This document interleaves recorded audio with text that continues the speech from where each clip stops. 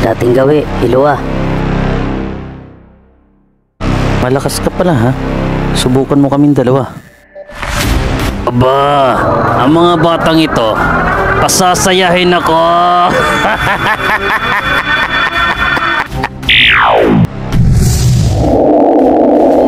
Ano naman ang isang yan, Master Jing? Oh, Jing? Ha? Si Jing ba yan? Ah, Jing, Tito Jing.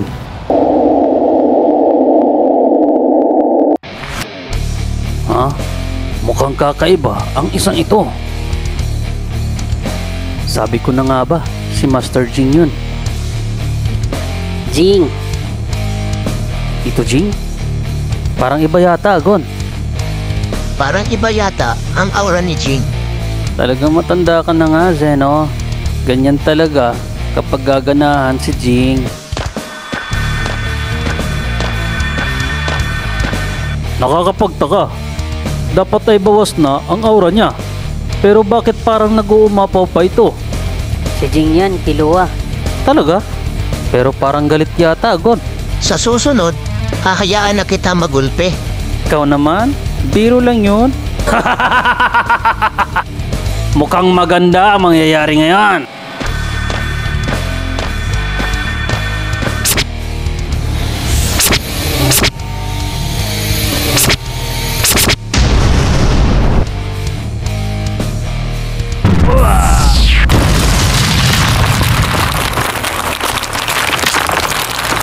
Matagal na panahon na din, Zig. Nung una kong ginawa sa'yo yan. Teka, parang nangyari na to ah. At pamilyar sa akin, ang galawang yan. Sino nga ba yun? Sapat na siguro ang ganitong bilis. Subukan ko muna siyang atakihin ng atakihin. May isa pang nakagawa sa akin ng ganon, maliban kay Neto. Ha!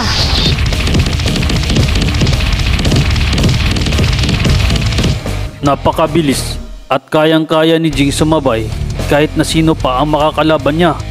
Napakabilis ni Jing. Kahit na si Lolo na napakalakas, kaya pa rin ni Jing makipagsabayan.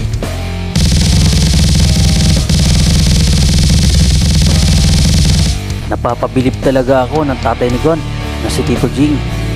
Ang galing. Jing, ibang klase talaga ang iyong galing. Kahanga-hanga ka. Siguro kung nakinig ako sa'yo, kasing husay mo ako. Ang galing. Napakabilis talaga ni Master Jing. Talaga nga na magaling ka, Jing.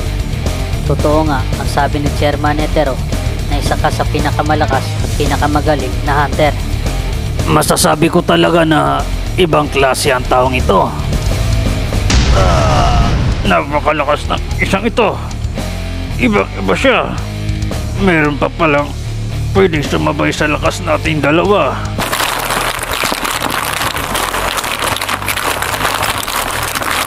Bata pa ako nung isinama ako ni Tanda. Siguro ngay limot mo na ako. Kayang-kaya tayong sabayan ng batang ito. Isaac Netero. Alam ko hindi sapat ang lahat na yon para masaktan ka. Hindi ka mananalo sa akin kung hindi mo ibubuhos ang buo mong lakas. Mukhang wala na akong magagawa kundi Ganyan nga. Yan ang gusto ko.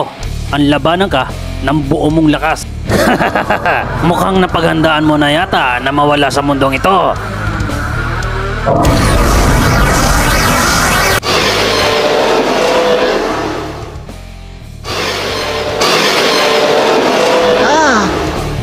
Diyan ba ang kompletong Dragon Heads? Parang katulad ng Dragon Head ni Lolo Zeno ang mga dragon na yan.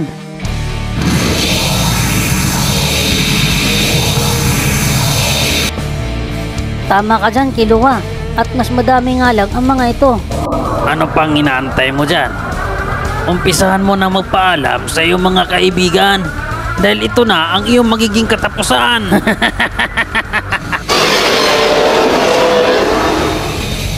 Napakalakas ng abilidad na yan.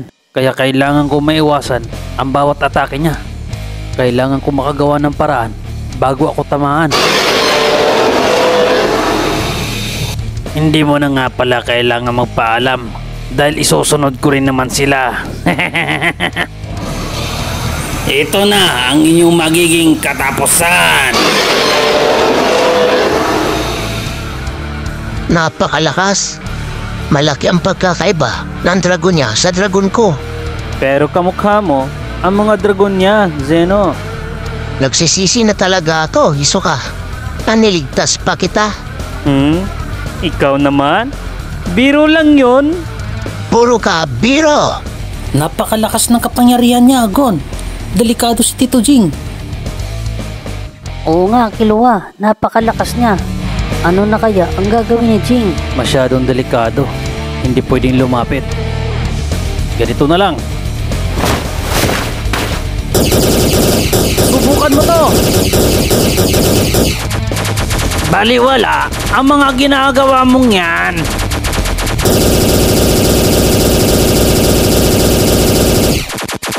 Kahit bilisan mo pa ng bilisan, masasayang lang ang lakas mo.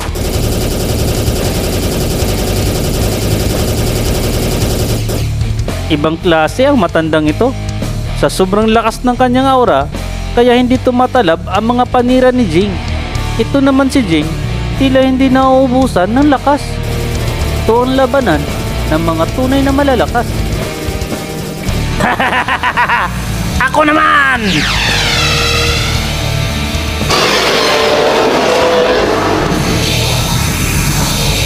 Sige lang!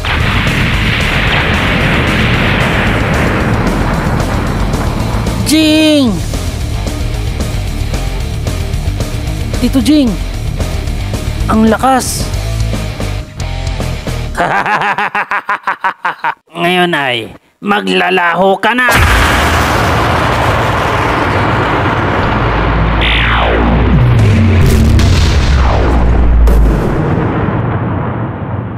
Grabe! Napakalakas!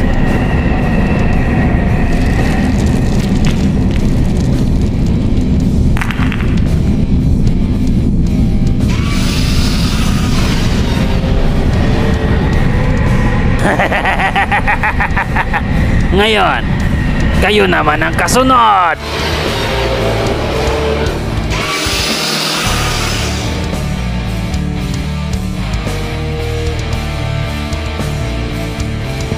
Jing! Sandali lang, Gon.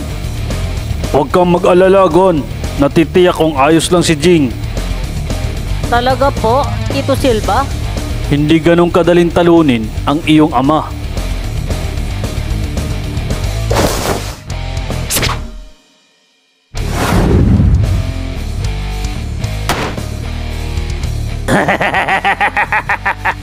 Ibang klase ka ngang tao dahil nagawa mo makaligtas sa ataking yon.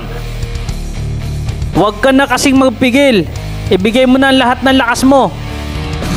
Ganon ba? Kung ganon, tapusin na natin to.